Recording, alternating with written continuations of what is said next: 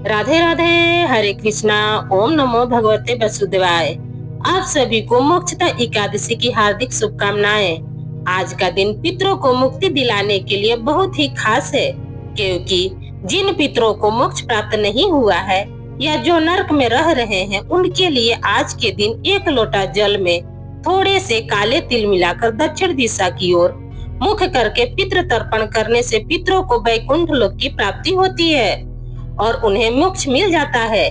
मार्गशीर्ष महीने के शुक्ल पक्ष की एकादशी को मोक्षदा एकादशी कहा जाता है और इसी दिन भगवान श्री कृष्ण ने कुरुक्षेत्र के मैदान में अर्जुन को भागवत गीता का उपदेश दिया था। इसलिए इस दिन गीता जयंती भी मनाई जाती है। इस दिन जो भी भक्त श्रद्धा से व्रत रखता है तो व्रत रखने वाले और उनके पितरों के लिए भी मोक्ष के द्वार खुल जाते हैं। लेकिन इस बार मोक्षदा एकादशी के दिन भद्रा भी लग रही है और जब भी भद्रा का वास मृत्यु लोक पर रहता है तो सभी शुभ कार्य इस दौरान वर्जित माने जाते हैं। साथ ही एक दिन पहले रविवार का दिन होने के कारण यह भी असमंजस बना हुआ है कि तुलसी जी में जल किस दिन अर्पित करें और तुलसी जी के पत्ते किस दिन तोड़ें, क्योंकि नियमों के अनुसार दशमी तिथि के दिन तुलसी जी में जल अर्पित करके तुलसी जी के पत्ते भी तोड़ लिए जाते हैं, ताकि भक्त एकादशी और द्वादशी तिथि के दिन भगवान विष्णु को या भगवान कृष्ण को भोग लगाते समय तुलसी के पत्ते अर्पित कर सके। तो आपको इन सभी बातों के बारे में बताएंगे।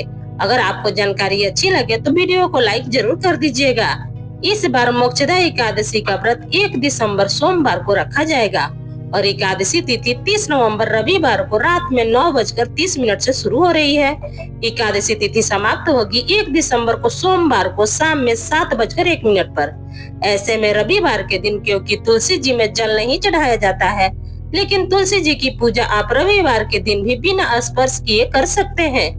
रविवार के दिन भी तुलसी जी के पास आप दीपक जला सकते हैं, लेकिन शनिवार को ही इस बार तुलसी जी में जल अर्पित करके आपको तुलसी जी के पत्ते तोड़कर रख लेना है। अगर आप पत्ते तोड़ना भूल जाए तो आपको अपने पास जो तुलसी के पौधा है, अगर वहाँ पर गिरे हैं तुलसी के पत्ते, तो धोकर आप भगवान को भोग में समर्पित कर सकते हैं। 1 दिसंबर सोमवार को ब्रह्म मुहूर्त 5:20 से 6:08 तक रहेगा। सूर्योदय होगा सुबह में 6:55 से सूर्यास्त होगा 5:36 पर। प्रातः काल पूजा का शुभ मुहूर्त रहेगा 5:35 से 6:56 के बीच में रहेगा।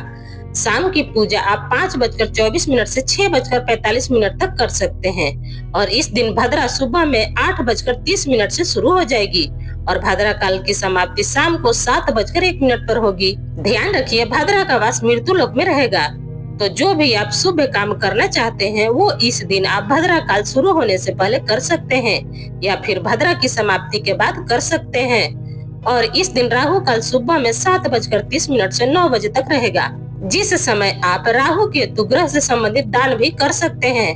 द्वादशी तिथि 1 दिसंबर सोमवार को शाम में 7:02 से शुरू होगी और जिसकी समाप्ति 2 दिसंबर को मंगलवार को दोपहर में 3:57 पर होगी।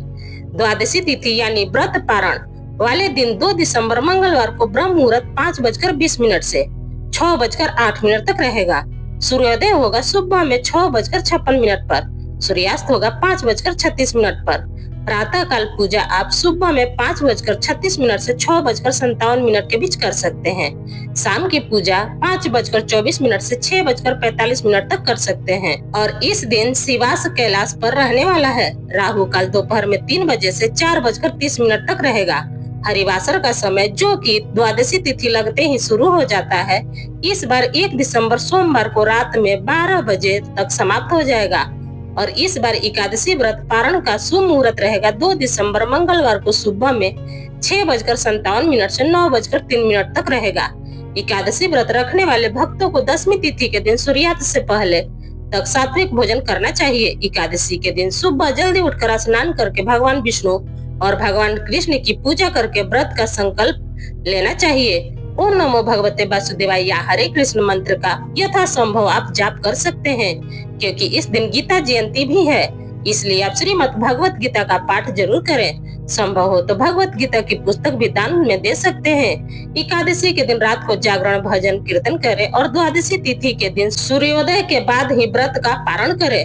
व्रत पारण करने से पहले भगवान को भोग लगाएं, जिसमें तुलसी के पत्ते अवश्य हों और निर्धारित मुहूर्त के अंदर अंदर व्रत का पारण करें। इस दिन आप अपने सामर्थ्य के अनुसार दान दक्षिणा भी अवश्य दें। तो ये मेरा वीडियो बस यहीं तक का था। कैसा लगा आपको मेरा वीडियो, ये बताने के लिए कमेंट्स बॉक्स में जरूर कमेंट करिएगा।